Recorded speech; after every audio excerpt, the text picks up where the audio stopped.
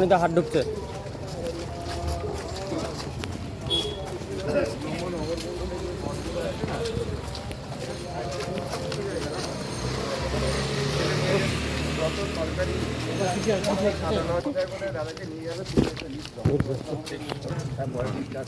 বাতিল করেছে আজকে তো সুপ্রিম কোর্টে গেছে রাজ্য এবং এসএসসি, কি বলবেন? টিএমসি চুরি করে এসে যায়, আবার সুপ্রিম কোর্টে যায়, আবার কানমোড়া খায়, বাড়ি চলে আসে। আমরা আমাদের আস্থা আছে কোর্টের উপরে, দেখা যাক কোর্ট কি বলে, সে অনুযায়ী হবে। 15 দিনের কাজকে তো আপনার নির্বাচনে যে কার্যালয় হলো সেখানে তো আপনাকে লাঠি দেওয়া হলো, লাঠি দিল কর্মীরা। ওদের দিন কি লাঠি হাতে দেখা যাবে দিলীপ ঘোষকে? এত চোর ডাকাত গুন্ডা বদমাস, তাকে তাড়াবার দায়িত্ব কাউকে নিতে হবে। আমি নিয়েছি, লোক ভরসা করে আমাকে লাঠি দিচ্ছে, কখনো গদা দিচ্ছে, ত্রিশূল দিচ্ছে। আমার হাতে বোধহয় ওটা ভালো শোভা পায়, সেই জন্য আমাকে দেন মাঝে মধ্যে। বাকিদের হাতে তো বান্ডিল দিয়ে দেন। কি মনে করছেন ভোটের দিন কি লাঠির প্রয়োজন আছে? প্রয়োজন হবে কিনা দেখা যাক, আমার তো মনে হয় দরকার হবে না। এখানকার মানুষ যথেষ্ট জাগ্রত, তারাই সব ঠিকঠাক করবেন। রাজ্য সভাপতিকে এখানে প্রচারে আসছে, প্রয়োজনীয়তা আছে। যেরম যেরম ফেজ হচ্ছে ভোট, সেদিকে নেতারা প্রচার করছেন। তা আমাদের মনে হয় এবার থার্ড ফেজের প্রস্তুতি চলছে, তারপরে আসতে পারেন। প্রদেশ থেকে প্রোগ্রাম দেবে, আমরা করবো। মুর্শিদাবাদের রেজিনগরে 3 বার বিস্ফোরণ হলো। মুর্শিদাবাদ জেলা যেমন ভারত থেকে বাংলাকে আলাদা করার চেষ্টা করছে, পশ্চিমবঙ্গ থেকে মুর্শিদাবাদকে আলাদা করার চেষ্টা করছে। কোনো আইন কানুন নিয়ম নীতি কিচ্ছু নেই ওখানে।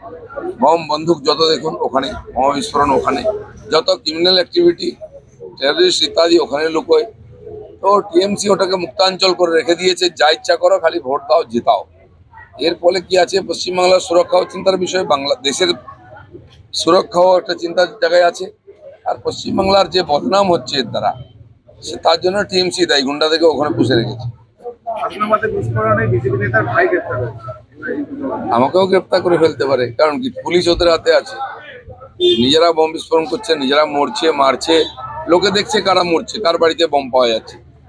কিছু জায়গায় আমাদের লোকেদের বাড়ির সামনে বোম রেখে দিয়ে বলছে এই করেছে তাই করেছে, ভোটের আগে একটু ভয় দেখাবার চেষ্টা করছে। আপনাদের দলের কিছু নেতা কোর্টের বিভিন্ন রায় সম্পর্কে অ্যাডভান্স বলে দিচ্ছিল, ওটা কি মনে হয় না যে ক্ষতি হচ্ছে, লাগাম করা দরকার?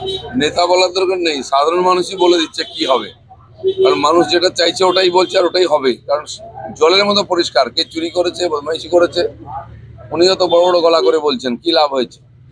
তো সাধারণ মানুষের মনের ইচ্ছা যেটা, সেটা প্রতিফলিত হচ্ছে। প্লাস যেটা ন্যায় সত্য দেখা যাচ্ছে, ওটা হওয়া উচিত, সেটাই হচ্ছে। আনন্দপুরে বিজেপি মন্ডল সভাপতি আক্রান্ত।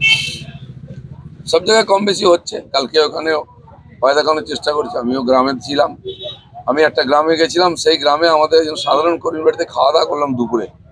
একজনের বাড়িতে বিশ্রামের ব্যবস্থা হয়েছিল, তাকে ধমকে বলেছে না আমার বাড়িতে না এলেই ভালো হয়। এসব চলছে, এর মধ্যেও তো বিজেপি বেড়েছে। কালিয়াতিরে তৃণমূল কর্মী চুটিয়ে খুন হয়েছে। গোষ্ঠীদ্বন্দ্ব সামনে। ব্যাস, এটা হচ্ছে টিএমসি, পরস্পরকে মেরে শেষ করে দাও। পুলিশ একটা এফআইআর লিখবে না, কিছু করবে না। আর আপনি গিয়ে জিজ্ঞেস করুন, ওখানকার বাড়ির লোক বলবে যে আমাদের পার্টির লোকই মেরেছে। সিবিআই ইনকোয়ারি হোক, তারা চাইছে। তো সিবিআই ইনকোয়ারি যদি হয় তো বেশিরভাগ নেতাই ভেতরে চলে যাবে। এই যে হিংসা, এই লুটপাট, টিএমসির এই কালচার, এই নির্বাচন থেকে তার পরিবর্তন শুরু হবে। কি পরিবর্তনটা কি হবে দেখে নেবেন 4 তারিখের পরে। ধন্যবাদ। চা, জয় শ্রীরাম। কালকে সন্ধ্যাবেলা একটা বিস্ফোরণ ঘটেছে ইলামবাজার নবগ্রামে।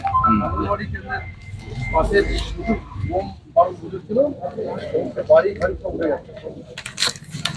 সিবিআই ইডির ভয়ে টিএমসি নেতারা বাড়িতে আর বোম বন্দুক রাখছে না, কারণ মাটি খুঁড়েও বার করে নিচ্ছে। এর আগে আমরা দেখেছি বীরভূমেতে নেতার বাড়িতে বাথরুমে বোমার বস্তা পাওয়া গেছে, পার্টি অফিসে বোমা পাওয়া গেছে।